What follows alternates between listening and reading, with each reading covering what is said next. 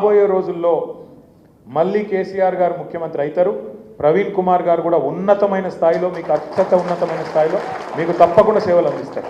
మీరు కాకపోతే ఇక్కడికి వచ్చి చూపెట్టిన కమిట్మెంట్ స్ఫూర్తి ఏదైతుందో రేపు మీరు స్థానిక సంస్థల ఎన్నికల్లో అన్న నాయకత్వంలో కూర్చోండి, మంచిగా బ్రహ్మాండంగా కమిటీలు వేసుకొని అదే పర్ఫార్మెన్స్, ఈ జోషు, ఈ కథ ఇప్పుడు నా మీద చూపెట్టిన ఏదైతే ఉన్నదో ఆవేశం అంతా ఆగబట్టుకున్న ఆవేశం అంతా అవుతుంది. రాత్రంతా నిద్రలేనట్టుంది, అందుకే కొద్దిగా ఆవేశం కూడా ఉంది.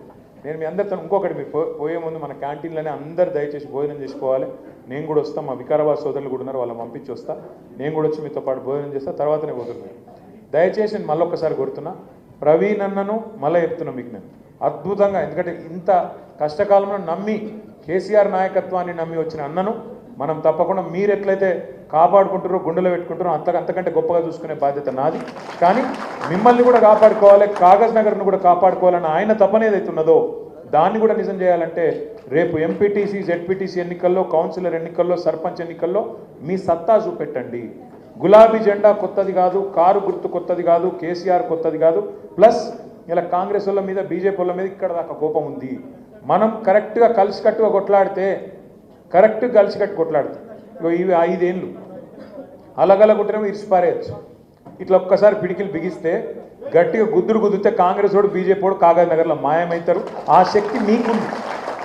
శక్తి మీ దగ్గర పెట్టుకొని నన్ను వచ్చి ఇక్కడ డామ్ డూమ్ అంటే నాకు నడవదు. మీరు గట్టిగా గుద్ది 6 మండలాలు, 7 మండలాలు, 6 గెలిపించుకురాని ఇదే భవన్లో కూర్చొని మీరు ఏం చేయాలనో అది చేద్దాం. రాజకీయం అంతా కాగజ్ నగర్ది, మీరు నిర్ణయించండి. నేను నిర్ణయించుడు కాదు, పార్టీ నిర్ణయించుడు కాదు. మీరు గట్టిగా అనుకుంటే, ఎక్కడోళ్ళు అక్కడ తగులుకుంటే ఇంతకంటే పెద్ద సైన్యం కూడా అవసరం లేదు. వాస్తవం చెప్పానంటే గంగి గోవు పాలు గరిటెడైనను చాలు. అర్థమైందా? గంగి గోవు పాలు తక్కువనే ఉండొచ్చు కాక, గట్టిగా పనిచేసే వాళ్ళు, కమిట్మెంట్ ఉన్న వాళ్ళు కొంతమంది ఉన్నా చాలు. ఇప్పుడు మోయిన్ చెప్పిండు, 25 ఏళ్ళు కింద పడ్డా మీద పడ్డా నేను ఇళ్ళనే ఉన్నా, ఎక్కడికి పోలేదన్నా, పార్టీ ఆపోజిషన్లో ఉన్నా, పొజిషన్లో ఉన్నా, ఏ పొజిషన్లో ఉన్నా ఇక్కడనే ఉన్నా, నాకు పార్టీతో నేను లాభం కాలేదన్నాడు. నేను అడిగిన, ఏం చేస్తావు మోయిన్ అని? ఏం చేస్తావంటే, అన్న నేను ఒక ఫ్లై యాష్ నడుపుకుంటా, నాకు నెలకు 20-25 వేలు వస్తాయి, అందులోకెళ్ళే పార్టీకి కూడా ఖర్చు పెడతా, కుటుంబాన్ని కూడా కాపాడుకుంటున్నా అని చెప్పిండు. ఒక గిసొంటోళ్ళు ఉన్నాక, అంటే ఆయన ఒక్కని పేరు చెప్తున్నా అనుకోకరి, అక్కడ చాంద్ ఉన్నాడు, ఇంకా చాలామంది ఉన్నారు, ఇంకా శ్యామరావు ఉన్నాడు, ఇంకా చాలామంది పెద్ద వాళ్ళు ఉన్నారు. ఇట్లా ఉన్న కమిట్మెంట్ ఉన్న నాయకులు కొద్దిమంది ఉన్నా మనకు ఫలితం వస్తుంది. దయచేసి ఫలితం దిశగా ప్రయత్నం చేయండి.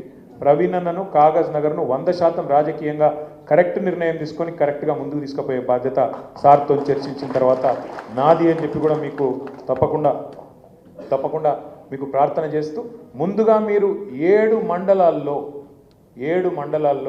మీరు గెలిచి చూపెడితే ఆటోమేటిక్గా అన్ని దర్వాజాలు బంద్ అవుతాయి. నన్ను చెప్పమంటుండు, అన్ని దర్వాజాలు అందరికి బంద్ అవుతాయి. మీరు పని చేసి చూపెట్టారు మొదలు. నాకు జై తెలంగాణ. వాళ్ళు పాపం వికారాబాద్లో కూడా వెయిట్ చేస్తాను. మీరు కూడా 400 కిలోమీటర్లు పోవాలి. అందరు భోజనం చేసి పోవాలి. ఒక్కరిని కూర్చోండి, ఫోటోలు దిగుదాం, కూర్చోండి. మీరు ఆగమాగం చేయకూర్రి.